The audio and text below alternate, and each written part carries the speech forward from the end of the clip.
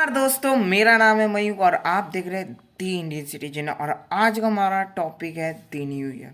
आपको शायद से पता है कि हम 31 दिसंबर के रात को जश्न मनाते हैं, पटाखे फोड़ते हैं और उसके बाद वाले दिन ही नए साल का शुरुआत करते हैं सारे मस्ती के साथ। और क्या ना क्या हम करते हैं।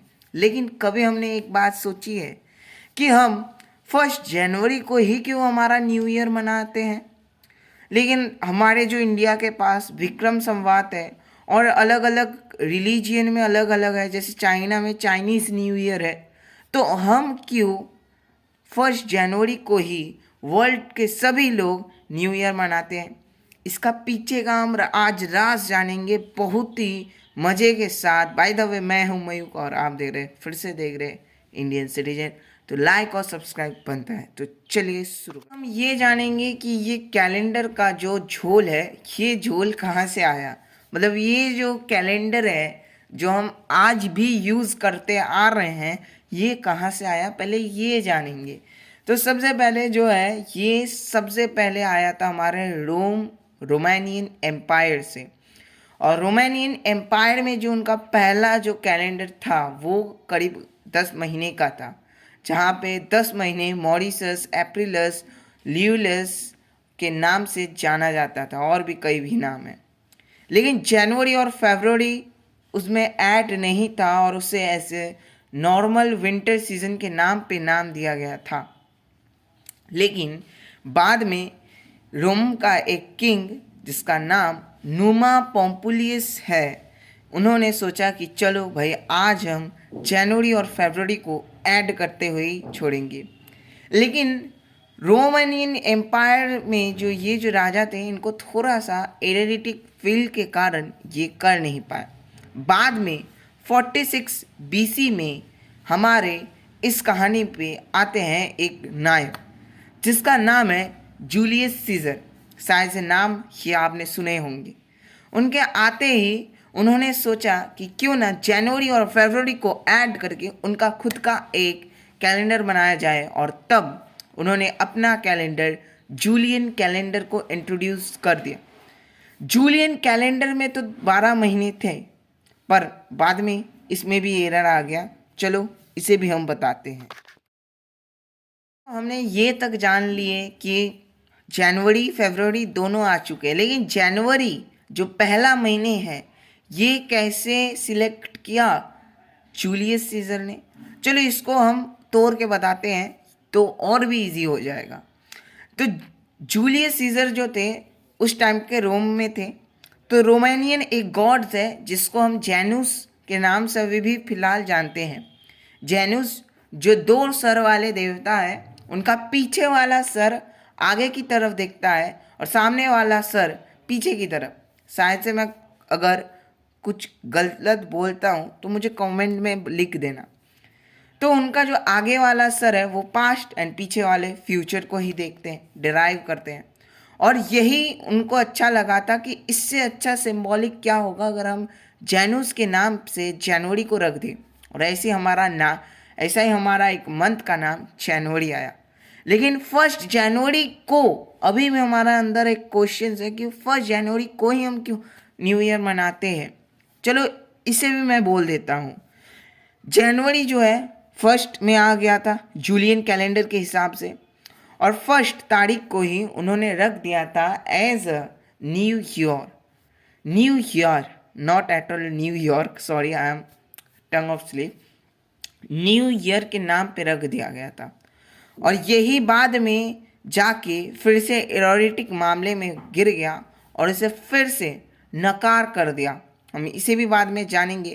पहले जान लेते हैं कि 1 जनवरी को ही क्यों रखा गया। तो चलो, 1 जनवरी को इसीलिए रखा गया क्योंकि रोमानियन माइथोलॉजी के अनुसार ये जो जैनुस गॉड्स हैं, इनका जो पहला दिन है, जनवरी का जो पहला दिन है, ये एक शुभ मुहूर्त वाला दिन था रोमानियन एम्पायर के हिसाब से।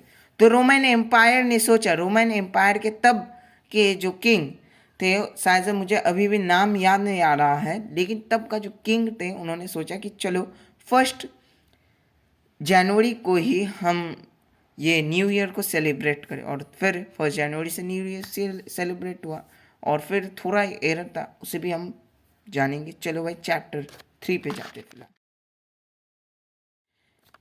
चैप्टर 3 में अब हम पढ़ने वाले हैं कि अब हम जानने वाले हैं कि मिडिल एजेस में जो क्रिश्चियन थे उन्होंने इसे पगान कहकर बैंड कर दिया था। पगान क्या होता है? पगान गैर ईसाई को कहते हैं पगान। और इसमें भी अगर आप लोग वीडियो चाहते हो तो जल्दी से कमेंट कर दो, मैं बनाने के लिए तैयार हूँ। और पगान कह के इसे रद्द कर दिया। और फिर जो है फिर लोगों ने 25 दिसंबर और 25 मार्च को न्यू ईयर मनाने के लिए सोचा और मनाने भी शुरू कर दिया था। ठीक है। अब जूलियन कैलेंडर को क्रिश्चियन चार्ल्स तो मानते नहीं थे, लेकिन जूलियस सीजर के कैलेंडर पे, मतलब जूलियन कैलेंडर पे 11 मिनट का एक एरर था, जो 1500 साल बाद करीब 10 दिन का एक बड़ा सा डिफरेंस लेके चला आया। और फिर इस कहानी पे और एक ट्विस्ट आते हैं जब पॉप ग्रेगोरी का इस ट्विस्ट में शामिल होना होता है। 1582 साल था और उसमें पॉप ग्रेगोरी 30 ने अपना कैलेंडर इंट्रोड्यूस किया, और तब उन्होंने कैलेंडर पे एक सही करके सभी एरर को काट के एक अच्छा सा कैलेंडर बनाया। और फिर जो कैलेंडर आज तक वो चले आ रहा है वो है ग्रेगोरियन कैलेंडर, जो पॉप ग्रेगोरी 30 ने बनाया था 1582 में। और फिर 1 जनवरी को न्यू ईयर कर दिया जाता है, और यहीं से स्टार्ट होता है हमारा न्यू ईयर का शुरुआत। और फिर बाद में जानेंगे कि अगर ये फर्स्ट ईयर सिर्फ रोमैन में होता तो ये पूरे वर्ल्ड पे कैसे फैला है, कैसे स्प्रेड हुआ पूरे होल ओवर वर्ल्ड में, हम इसे भी जानेंगे। चलिए देख, इसके पीछे का राज जानना है कि पूरा वर्ल्ड इस मैप को क्यों मानते हैं, तो हमें थोड़ा सा ब्रिटिश एम्पायर की तरह लुकअप करना पड़ेगा। ब्रिटिश एम्पायर में जो थे, ब्रिटिश एम्पायर तब के दिनों में एक बहुत बड़ा एम्पायर था। तब के दिनों में मोस्टली पावरफुल एम्पायर थे ब्रिटिश एम्पायर।